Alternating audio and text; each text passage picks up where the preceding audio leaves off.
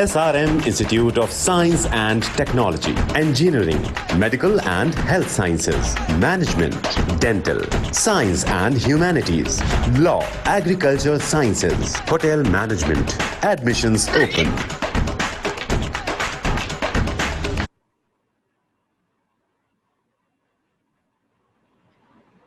Good morning all. Welcome all to the day 2 of the orientation session. Yesterday we had the inauguration of the IGBC students chapter presided over by Mr. C.N. Raghavendran sir, Chairman IGBC chapter, Chennai chapter, followed by the IGBC rating system by Mr. Anand, Principal Counselor IGBC. We thank our Dean Dr. P. Satish Kumar for giving us this opportunity to go ahead with these initiatives. Today we have speaker Mr. Girish R. Vishwanathan. He's the technical director of Ergonomic Engineers Private Limited, who will be presenting on the retrofitting of buildings. It gives me immense pleasure in introducing him. Mr. Girish is a sustainability professional with specialization in the field of energy analytics, including energy simulation, energy efficiency strategy formulation, ventilation designs, automation, and retrofits. He has over a decades of experience in the green building and energy efficiency sector. To his credit, he has facilitated several national award-winning projects with a digital twin approach. On behalf of everyone out here, I welcome you, sir, and you can start presenting your topic. The stage is all yours, sir. Right, ma'am. Thank you so much. Thank you so much for the opportunity, both to IGBC and to the SRM management. So my relationship with SRM goes back a long way. I think I've already conducted more than 3 or 4 sessions with the Department of Architecture again specifically.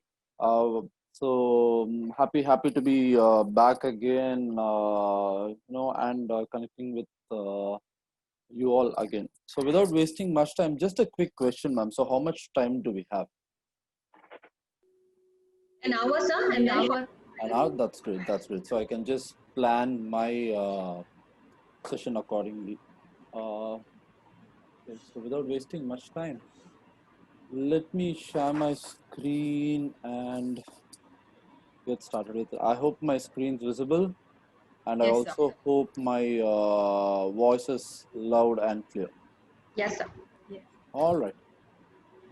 So good morning to everybody present here. So happy to be back in touch again. And given the current scenario, I understand that we have all been forced to take the digital and the virtual route to go ahead. Retrofit of buildings, to be very frank, is also taking the same route again. So just to probably, before I get into the crux of the topic and dive deep into the subject, probably something to lighten everybody up. So yeah, we all know who this person is. So he's Tony Stark, and what does he do? He's a billionaire, he's a philanthropist, he's a scientist. Yep. So what happens when you retrofit Tony Stark?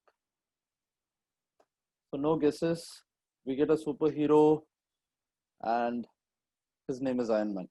So this is probably a one-slide summary as to why. I think I see somebody raising the hand, so I would request, so potentially what I'd like to do is have this as 2 parts. We'd have a 25-minute session followed by 5 minutes of questionnaire, another 20-minute session followed by 10 minutes of questioning. I hope that would be okay. Yes, so sir. by the end of the first half, by the end of the 20th, 25th minute, we could probably take 1 batch of questionnaire. And again, probably at the end of 45 minutes time period, we'd be taking another set of questionnaire. So yes, meanwhile, anything that comes in your mind, any clarification, any query that comes up, make sure you put it in the chat box so nobody loses track of the questions raised, and we could take it all in 1 batch.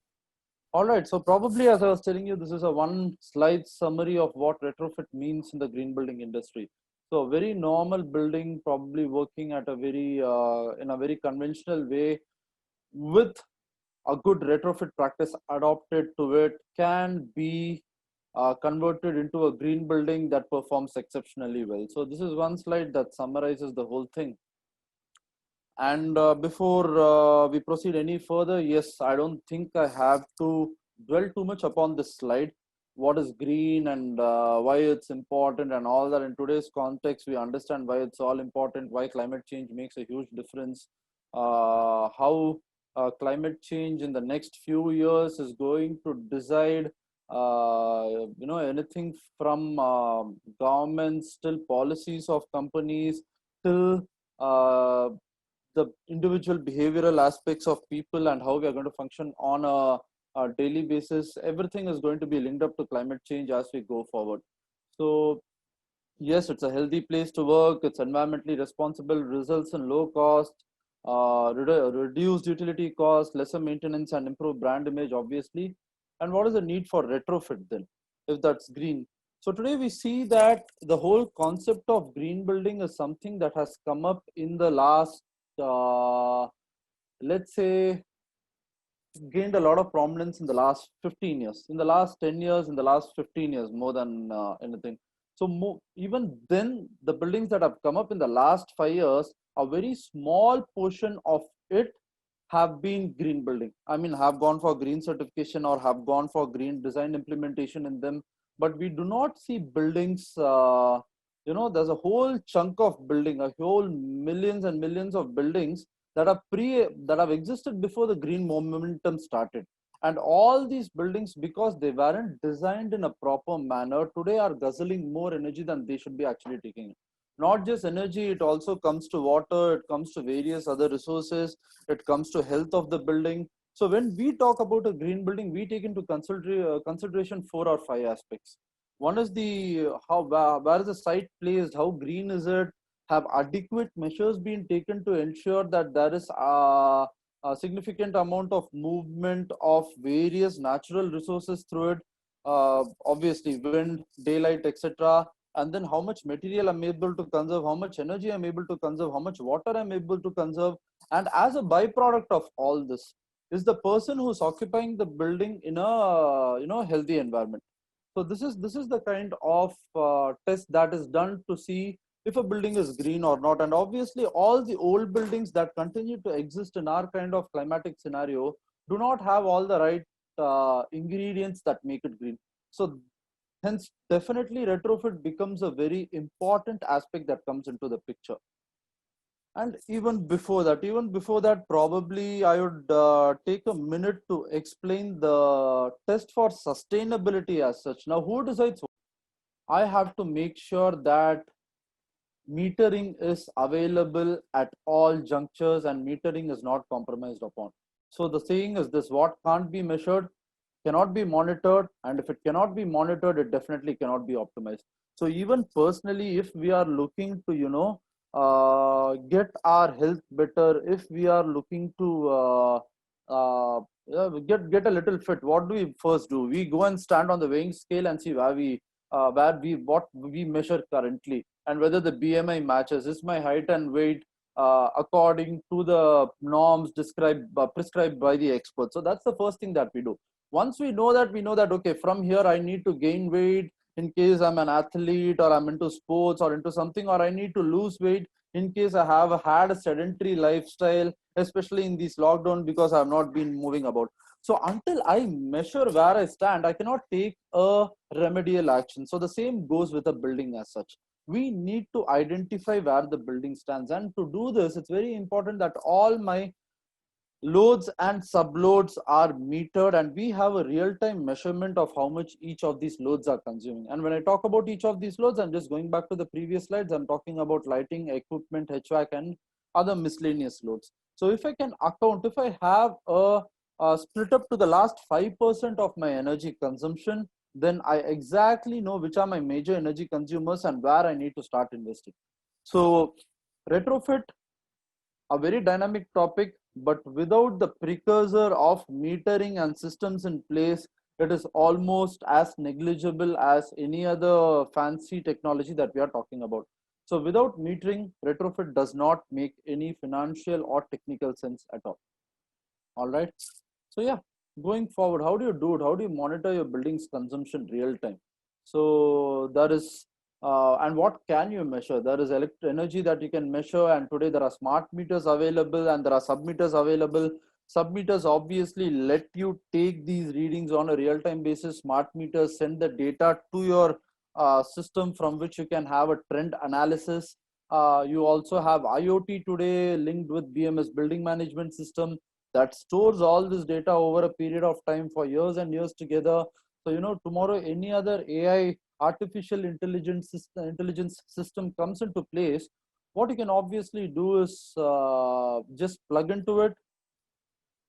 this data into it, do the number crunching, and find out where there is an opportunity to optimize my performance. So yes, there is energy, various other sensors are there, lighting, water, HVAC, elevators. We have already taken a look at this before. 24/7 it can be measured. So all this data, once I start collecting this, I can use this trend analysis, and I can use these readings to optimize my building's performance. So that's about, this is the precursor where monitoring becomes very important. And today various technologies available in monitoring include metering, sub-metering, BMS systems, IoT based wireless systems. All these are there. But yeah, one of these technologies has to exist in the building for me to identify what has happened, how the building has been performing historically, and how it might perform once I retrofit it. And what it has been doing historically becomes my baseline, and how it is performing right now becomes my retrofitted case. So only when I have these two data, I can compare and tell that the impact of this technology has resulted in a percentage reduction in energy in this particular sector, resulting in so much of financial benefit in at the rate of, let us say, 6 rupees or 7 rupees a unit. So that consideration on those calculations we'll have to do accordingly. So a very, very rough split. This is for an office facility with a high amount of equipment load. So you can see that the equipment consumption is 31%, considering there is some, let us assume, just for an idea, if I'm assuming that this is a banking building with a lot of data center load in it. So there's immense amount of heat that is being generated, because of which my equipment load is 31%, my HVAC load or my air conditioning load is 45%, lighting load is about 20%, and everything else put together is about 4%, which is elevators consumption and parking fan consumption. So once I have this idea, it is very easy for me to go a little forward and estimate how I can save energy in this particular building. So I'm just starting with lighting here. Yeah, just by upgrading to LED, changing my existing CFL and changing my existing old fixtures, tube light fixtures, to the latest LED fixtures, I can save a minimum of 50%. Today the numbers are going crazy. Just to give you a quick input, a CFL generates about 50 lumens per watt. 50 lumens is the output that we are talking about. The measurable output of a lighting fixture is measured in lumens. The amount of lighting that comes out is measured in lumens. So we are talking about 15 lumens per watt, and today the LED available in the market for the same 1 watt of power supplied can generate about 120 lumens per watt. So we are talking about a 60% differential. By the end of 2021, we should be seeing fixtures in the market available very easily. I mean, we can go and pick it up operating at the rate of 200 lumens per watt, which means to light up the same room, I would require only 25% of power. Or in other words, a 40 watt tube light will be replaced by a 10 watt LED. Okay, so this is one of the options. One of the most straightforward options comes in the lighting segment. Another interesting retrofit that is gaining a lot of prominence today is the daylight sensor and the occupancy sensor. When a room is not occupied, the fixtures in that particular room need not function. So just fitting these sensors can ensure that if more than 2 or 3 minutes of activity is not observed in that room, the lights go off. And daylight sensors, again, a very simple operation. Let us say you get about 100 lux of lighting from your window, and the room's requirement is 250 lux. So 100 lux is catered to by daylighting. The daylight sensor makes sure that the rest of 150 lux comes in from your LED lighting. So daylight sensors, dimmers, both of these work very well with LED, because LED can be regulated. The output of the LED can be regulated, unlike a tube light or a CFL, wherein you really cannot regulate the kind of intensity that comes out from these lightings. So one of the most straightforward retrofitting options that can save us easily around 60 to 70% under the lighting segment. And when I talk about 60 to 70% under the lighting segment, it also means that I'm talking about, from an overall picture, I'm talking about 10 to 12% savings. All right. So some case studies for you. I'm pretty sure you guys have access to all the latest software. This is one of the software called IESV, and I'm assuming you have licenses of these in your lab, so you can definitely check it out. So yeah, so this is one of the facilities where we had to retrofit an existing automobile manufacturing plant with daylighting facility. So not just, so retrofit does not just mean that it has to be electrically viable, it can also be a passive design. As you see here, this is a plant in the deserts of Gujarat, and here, because it's in the deserts of Gujarat, we weren't in a position to capture any daylight from the roof of the building, because capturing any daylight from the roof of the building has an additional liability that it also brings in heat into the building, and hence people inside are going to get really they're going to feel really stuffy and really, what do I say, uncomfortable because of the increased temperature. So what we did here is retrofitted the sides. Instead of providing skylights, we have there was a provision made to incorporate wall lights into this particular design, because of which we were able to achieve around 275 lux in all the assembly areas. Now this particular area is the paint area, and this is where the management did not want natural lighting, because they wanted showroom lighting to see how the paint rendering looks like under a showroom scenario. So yes, just taking out the misconception that retrofit is always about electrical and electronical intervention. No, it can also be about passive intervention. This is another very, very interesting project that I had worked on. One of the largest office facilities that came up in Hyderabad a couple of years ago. Yeah, the management basically, in this case, the left hand side that you're seeing, the management gave us a very simple challenge that right from 9 o'clock in the morning to 5 o'clock in the evening, they wouldn't want to switch on a single light in the assembly areas, and that was delivered using this particular design. Here it was another very interesting design wherein daylight sensors were combined with LEDs. So as the day becomes darker, or in case it gets cloudy, or we tend towards the sunset period, the lights will start switching on from inside towards the outside. So inside out, there'll be a switch on from this segment, and slowly as the sun sets, the areas along the periphery or around the windows are also going to get a little bit darker. So this array of light will switch on.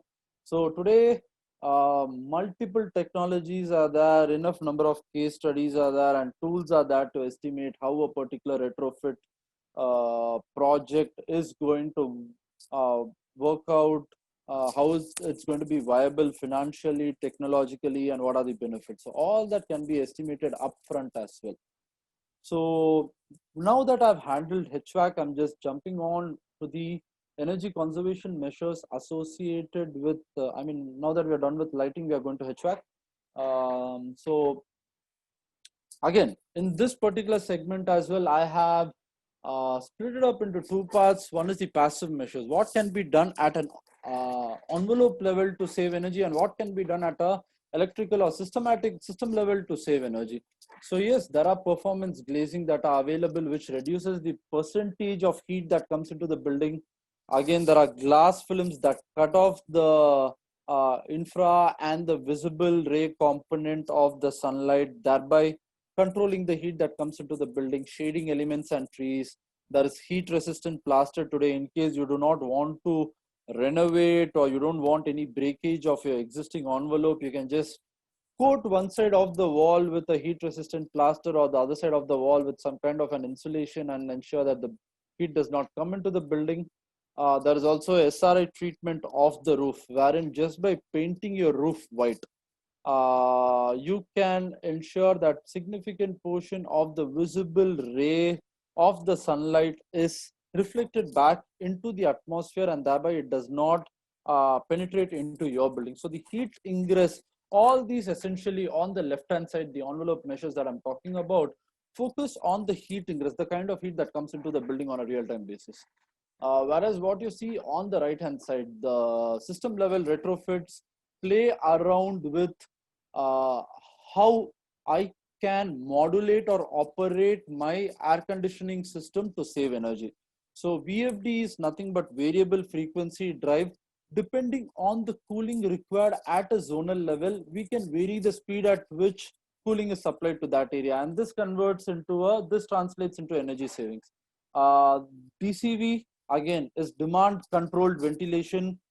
Today, I think it's a very pertinent topic. You must have had discourses yesterday on how we are going to come back after the COVID scenario and all that. So you would be surprised to know that most of the buildings in our part of the world do not have natural air coming into the building. That is, I do not supplement my building with oxygen. This has not been a part of the traditional design. So what happens is that if I do not have adequate amount of oxygen in my room, number one, I keep breathing the same CO2 that has been respired by the others. And if somebody, God forbid, is infected in that room, could be anything, there is a high chance that you might contract that disease as well. It is contagious. So the saying is like this, running water does not breed mosquitoes, flowing air does not breed pathogens. So that's the reason. And if you take a look at the health expert, the government dictates, everybody says that anybody who is operating an air conditioned facility needs to completely purge out that building, have the windows open, have the doors open, let there be circulation.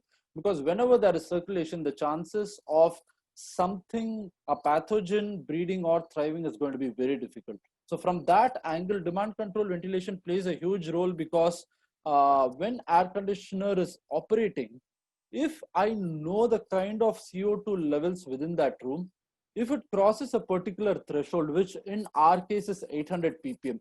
So today, after the COVID scenario, I'm pretty sure this is going to be recalibrated to 600 ppm. So let us say the carbon dioxide levels cross 600 ppm. Immediately after that, we will have a system that purges fresh air, oxygen rich air into the room.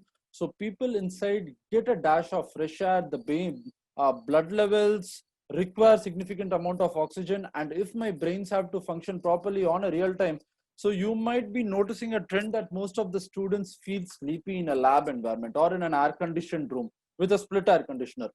This is not because they are not able to concentrate. Automatically, when the oxygen supply to the brain is cut off, or the body realizes that the oxygen levels are low in the body, it sends the system into a hibernate mode, which automatically makes the student sleep. So coming out of the scenario, we are definitely going to be looking at people retrofitting their facilities with oxygen provision system, fresh air provision system. So all that's going to come up.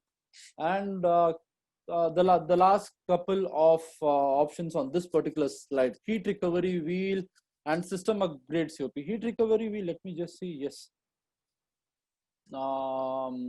Heat recovery wheel, as we see, is nothing but the same air that is inside the room that has been circulating for a while is really cold. It's operating at 23-24 degrees Celsius, but it's rich in carbon dioxide. Whereas the air that is outside in the atmosphere is rich in oxygen, but operates at around 35, 36, or even 40 degrees Celsius, depending on the time of the year. Now, heat recovery wheel is one interesting technology that can exchange the chillness from the outgoing air to the incoming air without touching the oxygen percentage. So I have a plate heat exchanger that picks up the temperature from the outgoing cold air and transfers it to the incoming hot air. There is a 70% efficiency, which means air, instead of coming in at a temperature of 40 degrees, would probably come in at 34 degrees. And that is still a saving, because it is easier for me to cool air from 34 degrees Celsius to 23 degrees or 24 degrees Celsius, rather than a volume of air at 40 degrees Celsius coming in at and to bring it down to 24 degrees Celsius. So lesser delta means lesser energy spent. So all that translates into energy savings for me. And again, demand control ventilation, I've already explained about. Finally, there is a system upgrade itself. You remove your age-old 20-year, 15-year, whatever it is, age-old system and replace it with the latest systems available in the market today, which have a very high COP. And COP is nothing but a factor that determines the efficiency.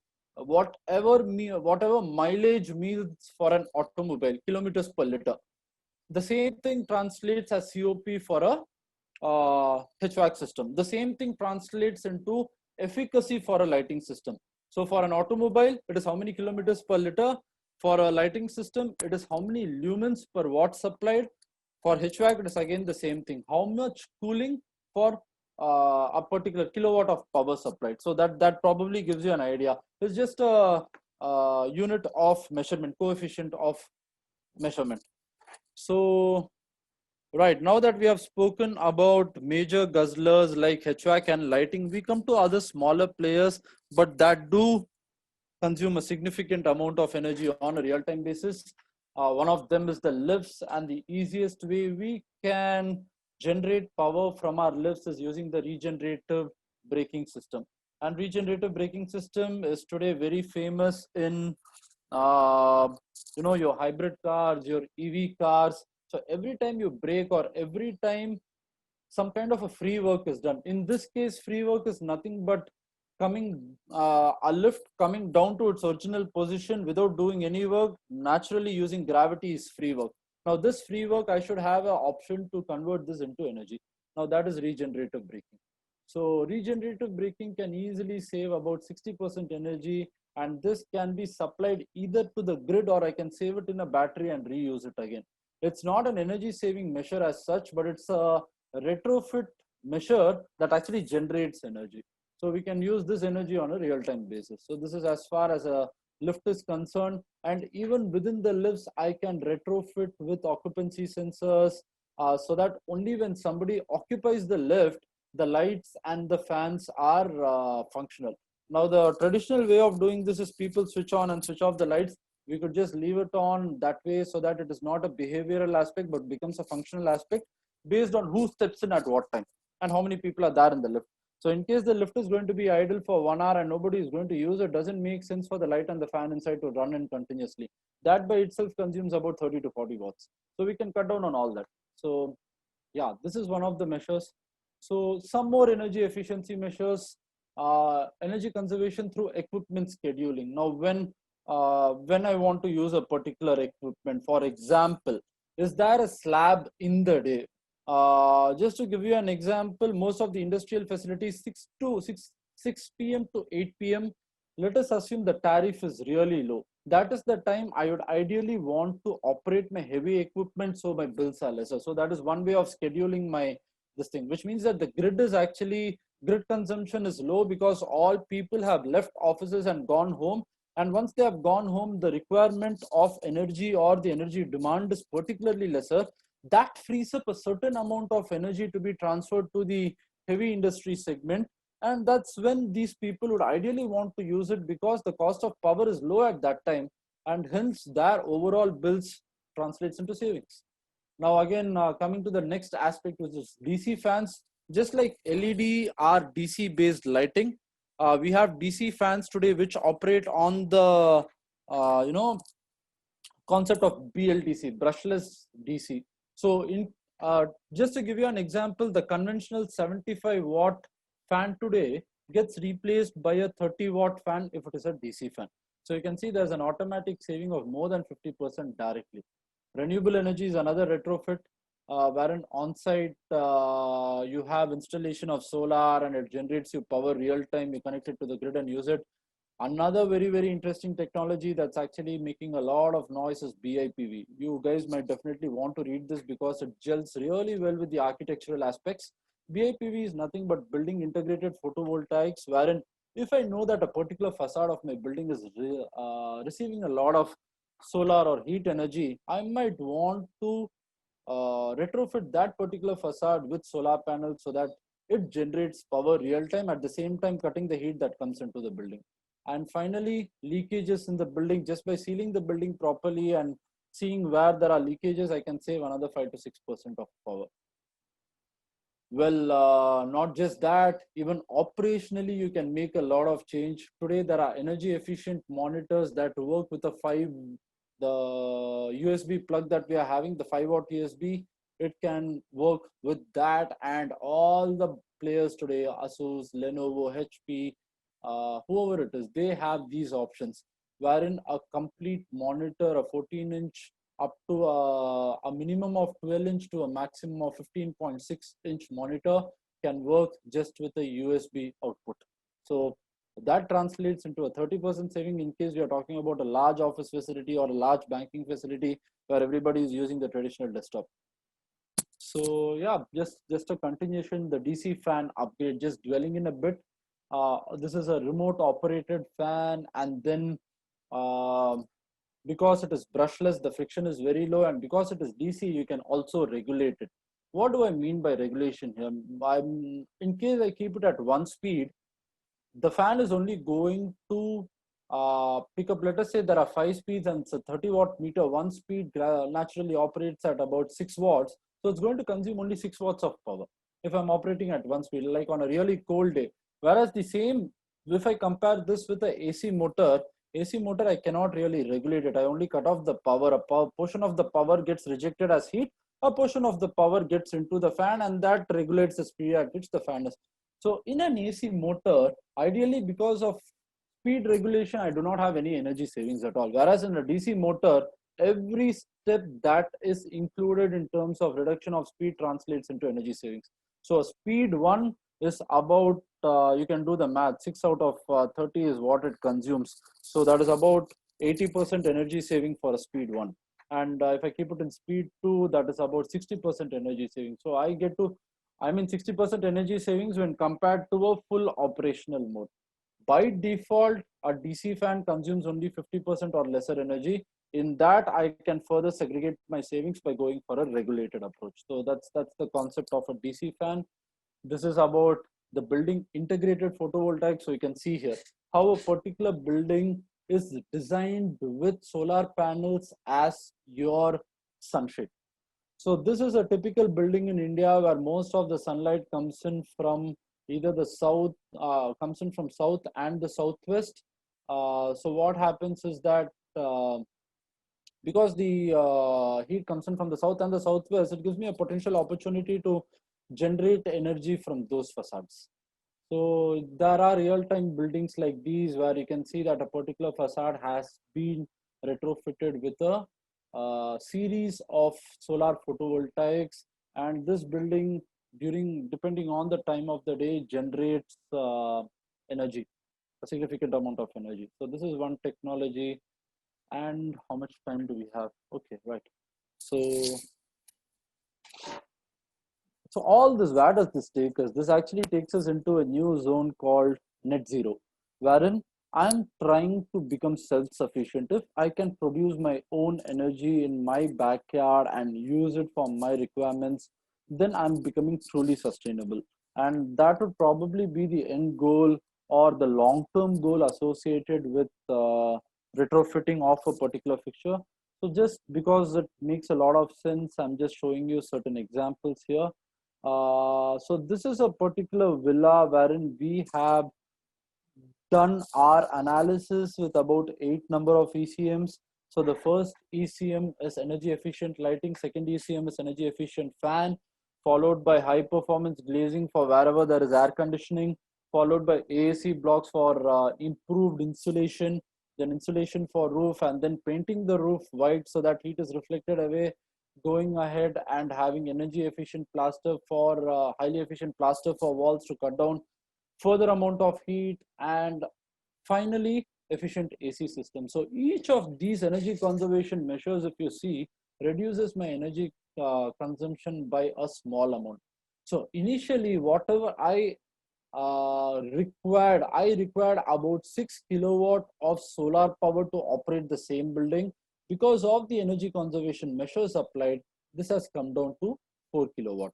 Thereby, I've invested elsewhere, but saved on my solar cost. So this all adds to the payback, and this all makes sure that the building is self-sufficient and I don't have to depend on the grid real time.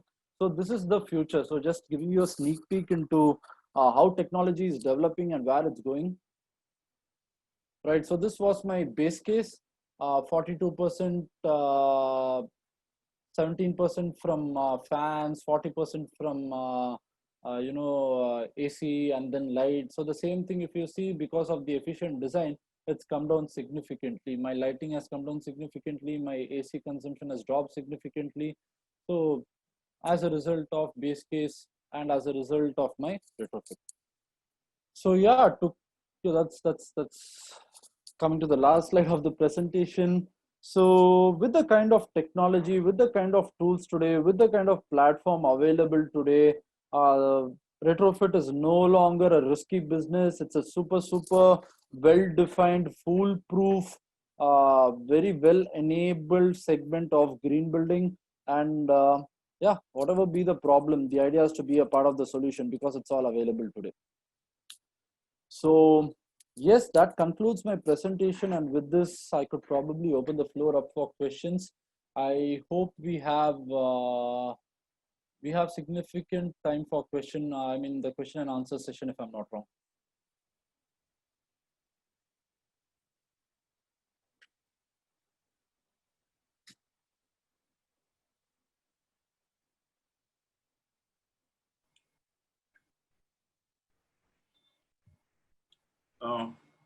Thank you, sir. Thank you for the session. Yeah, we are open for questions. I think, Yamini ma'am, you can get anyone also, like, you have a question, please post it in the chat box so we can ask, sir.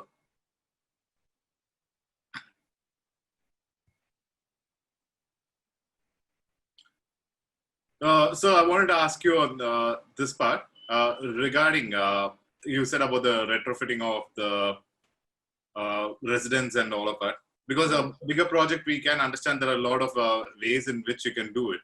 Right. But in a smaller residences, like other than changing the fixtures of, as you mentioned about the light and the fan fixtures from the AC to DC, using an LED fixture, these are very informative. And almost all devices also, they have this star ratings also, so we can buy devices based on that. But what about water management and sewage management? Because again, water scarcity is one big demand right now with us for any residents. So how about taking retrofit measures for that? Right, sir. So there are two parts to this. First, I'll just handle the energy side of it. As far as residential facilities are concerned, why people do not generally go in for retrofits is because it does not give us great returns. There are some aspects when they're going to replace the AC or when they're going to get into a lighting replacement, then yes, these are very basic things for which data is available in a significant manner. Somebody just has to Google it and we get a lot of data on this particular aspect. So these are some very low end changes that people make. Water, again, today there are many technologies that are available, starting with low flow fixtures. Either the whole fixture can be replaced to save about 30 to 40% of water, or there's another opportunity wherein we have something called as aerators that are available. Some good news, like these aerators can be procured even from a commercial site like Amazon.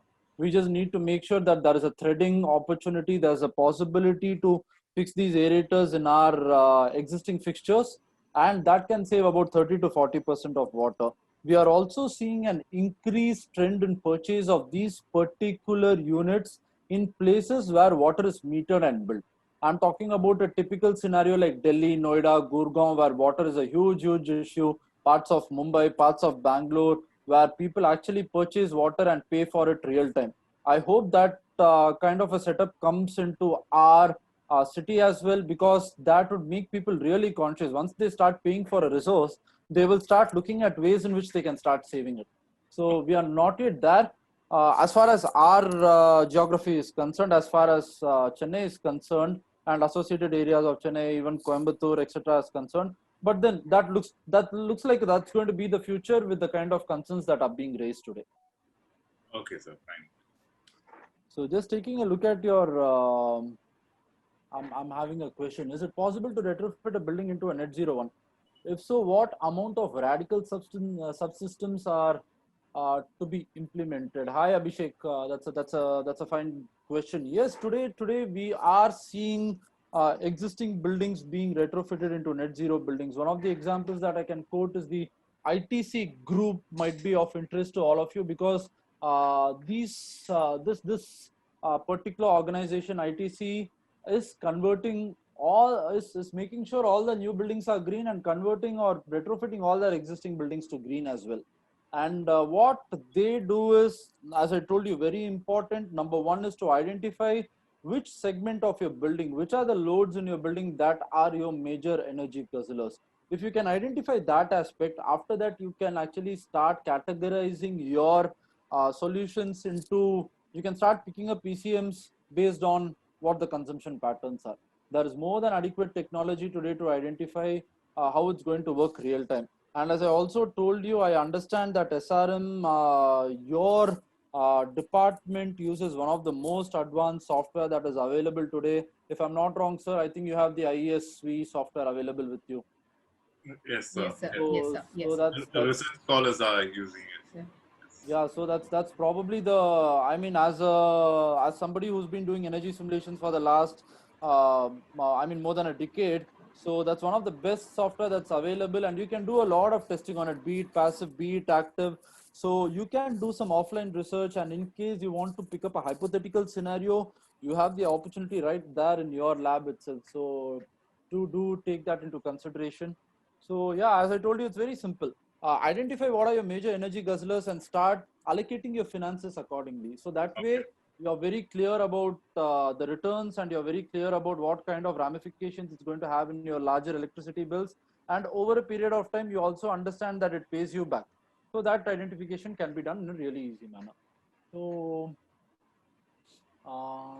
it would be One great more. to know the kind of simulation software that are being used to predict. I gave you an insight into that particular question, Prashantini Rajagopal. Yeah, you have your resources right in your lab, so you don't have to Yes, go sir. anywhere or do any research anywhere else. Yep. One more question, sir. As we can see, like this is dealing with the existing building thing, and is there the procedure for certification or submission of documents? Is it the same thing, or we need to have a different procedures for that? See, ideally, the procedure is the same. It's the same documentation procedure and all that. The only thing that varies is because this is a little more definitive, in the sense I have historical data for how this building is performing. When it's a new building, I predict that it might be consuming so much of electricity, and hence I'm bringing these efforts into picture. Whereas with an existing facility, I already have 2 years of data, 3 years of data, in some cases 15, 20 years of data, whatever it might be. And that becomes my base case. That becomes my, where I currently stand now. And from there, I can start looking at a benchmark performance and where I have to reach. So once I do all this implementation, my submissions would actually focus on what was there and what are the efforts that are taken. It would typically be like a before after picture, how it used to be, and after implementing these, what have I done. And we just break this down into smaller aspects as to what has been done in water, what has been done in energy, what has been done to the envelope. But it's the same thing. What was there before, what is there after, what are the numbers to confirm, what are the numbers to confirm that this is the kind of benefit that we have obtained because of this facility. So all the submissions go down that way. Okay, sir. Thank you. Thank you, sir, for such an excellent presentation. As till now, we had a perception that only a new buildings under various typologies can be certified. But today, the presentation has given a totally a new look with reference to the retrofitting is concerned. Thank you, sir. Thank you for your presentation. Absolutely. Do I have a couple of more minutes? I would probably want to just share my screen. And Sorry, so in the meanwhile, there is one other question by Mr. Gokulnath. Mr. Gokulnath, may I know what is regarding the solar panels? Solar panels, yeah. See, solar panels today actually work as long as 15 to 20 years. Solar panels, it's more about the maintenance today. As long as we can keep cleaning it on a 2-day, 3-day basis. And today there are even robotic systems that clean your solar panels in case it is in an area where human accessibility is a little low, then there is an issue. So 15 to 20 years, definitely. It depends upon where it comes from. If it is a European manufacturer, they definitely tell you 20 years is possible. If it is from a Chinese or a Korean background, it is about 10 years. Now, India has also started manufacturing its own solar panels, which are averaging. I mean, because we have just started doing that a couple of years back, we really do not have a number that we can point out, whether it's 15 years, 20 years, whatever it is. We'll have to watch the space. But yeah, at least 10 years. And today the payback is about 7 years, considering the government subsidies and all that. The payback is 7 years. So you definitely make your money back, and whatever 3 years, 4 years, 5 years after that becomes a bonus. The costs have also come down significantly. So over the next few years, we'll be seeing a lot of development in this area as well. So there is this new technology about wherein earlier when solar panels produce a DC current, it needs to be taken to transformed into a AC and then only used up. But now the solar panels come in with the pre-fitted devices which transform it right there itself. So we do have a very significant less energy loss. absolutely. So conversion from DC to AC, because the solar panels give DC output. However, for our equipment, we need it as AC current. Again, let us say solar panel is going to power a LED or a laptop, which again performs on DC. So there is multiple AC DC conversion. And every time there's a conversion, there is anywhere between a 7% to 10% loss. Now, exactly as Sir pointed out, if I can use this DC power directly, so I can save about 15% of power. That is significant. Yes, right, sir. And today we are also seeing a lot of devices that are directly compatible with DC. The only issue with DC being that it is slightly dangerous when compared to AC, in the sense that AC has a up and down sine wave cycle. Yes. So even if somebody gets in touch with it, there is a probability that once every second you can pull out when it comes to a zero. But in DC, it's a continuous current, it's a direct current, so there's no, so we are only using these kind of technologies at a level where people's access is not there, only at a wiring level or only at a lighting level. But yes, as you're saying, today we are seeing a lot of projects using solar panels specifically for their lighting consumption. Just directly link them up both, so there is no conversion loss. As in the super fan, what you point out itself, it's a very good example, sir. Yeah, and Superfan is a concept that is made in India currently. It's actually a brand. Superfan is a brand for other people to know about. Yeah. So they are doing this initiative, the new product. Yes, there is Superfan from Coimbatore, which and there is Atomberg from Mumbai. So we have 2-3 players, and all of them are doing pretty well. I mean, people have an idea of the bigger advantage of this particular fan is that it's remote operated. So let us say even people switch on their air cons at night. Mostly we leave it on till 6 o'clock or 7 o'clock in the morning because we are lazy to get up, switch it off and come back. So if we can sync both these up and put the fan on timer, during our sleep cycle, we wouldn't even know when the AC has gone off and when the fan has taken over. So all these, it's all more with respect to application. And now that I'm there and I'm,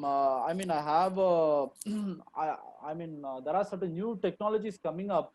So ma'am, with your permission, if I have a couple of minutes, can I just share my screen and introduce to a new platform that's coming up? Yeah, sure, sir. Thank you. So let me just share my screen again.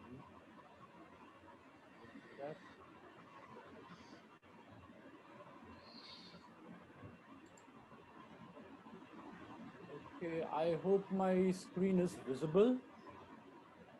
Yes, sir. So I just suggest this is one of the platforms where there's some R&D work going on with the Nanyang Technological University of Singapore. It's very much under development, but I would request you students to go and take a look at this. This is a whole retrofit platform. This is a retrofit platform wherein they have used the GIS, the Global Information System, and the GPS facility. Currently, I think they are in the beta version, so you can just go and sign up for a login and test it out. But this is how it works. You go to a map, you identify where your building is, just like you book an Uber with your existing, address. Just go there, pick up the building which is yours, and once you pick up the building, you can see the details of the building. You can add data, and once you add data, let us say it has requirements like, I'm just taking you through the cycle. What is the type of building? What is the built up area? What is the type of certification? How many people are there?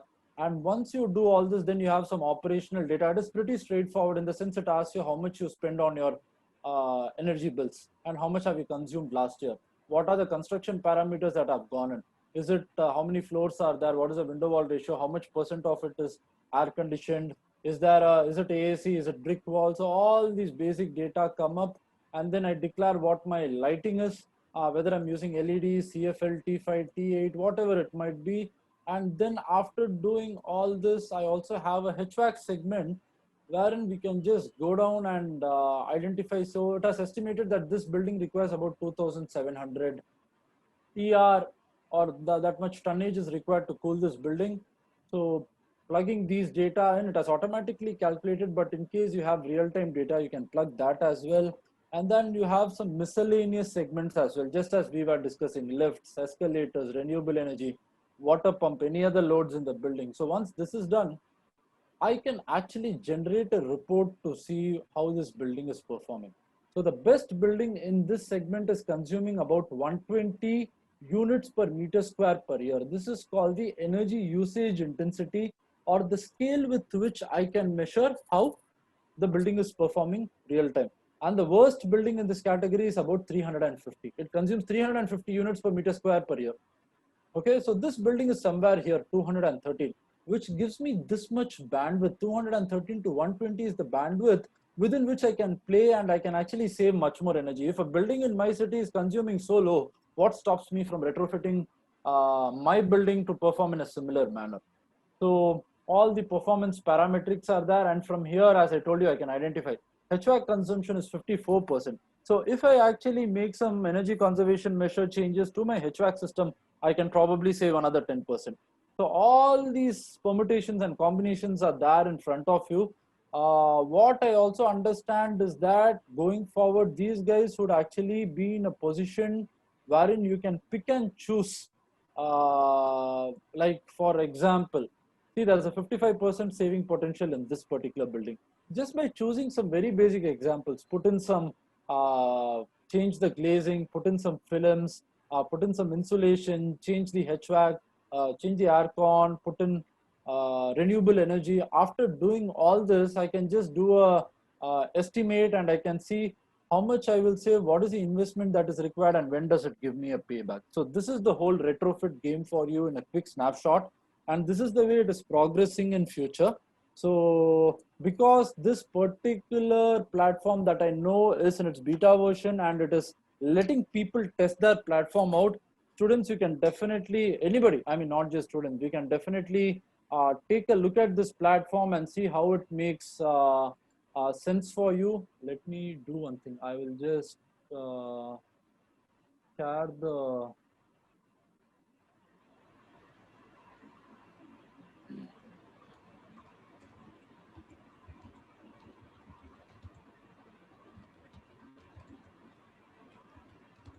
So I'm just sharing the link with you just to give an idea of how I hope everybody got the link. I'm just sharing it with everyone. No, I think I'll put it up. Yeah.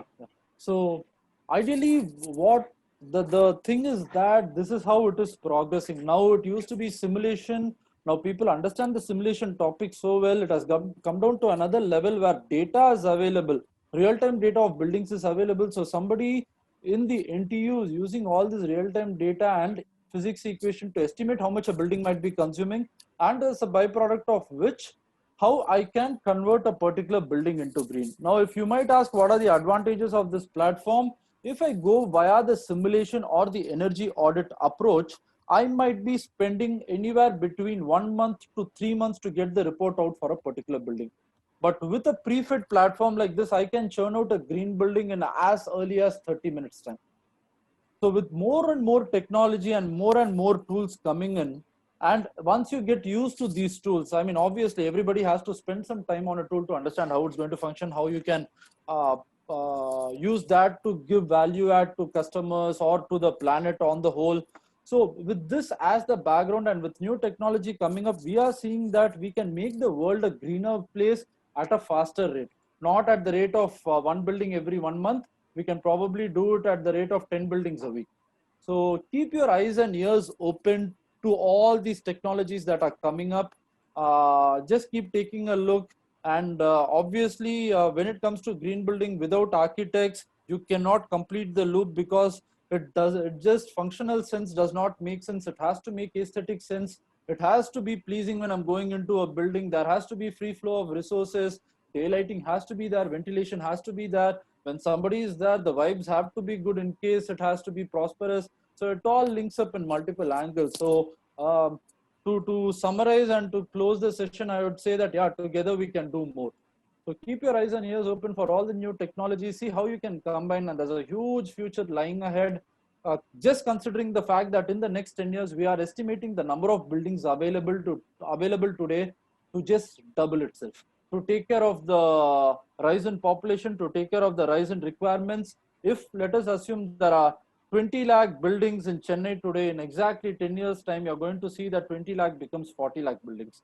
And we are talking about 20 lakh new buildings with a higher footprint. You can imagine that there is enough opportunity for everybody to get into this segment and service the society. All right. Thank you, sir. Thank you.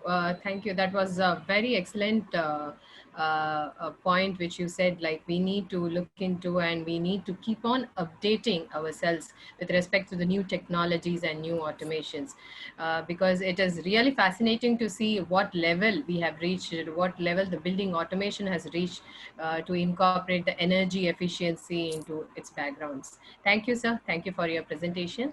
And I would like to thank all the people who have joined this forenoon session, and would like to remind that there is an afternoon session at 2 o'clock, and there will be a presentation by Architect Sri Rekha on IGBC Green Education. Thank you all, and see you in the afternoon session. Thank you. Thank you, Girish sir. Thank you for the wonderful. Thank you, Giri sir. Right. Thank you. Yeah. Take care. Have a good day. Thank you.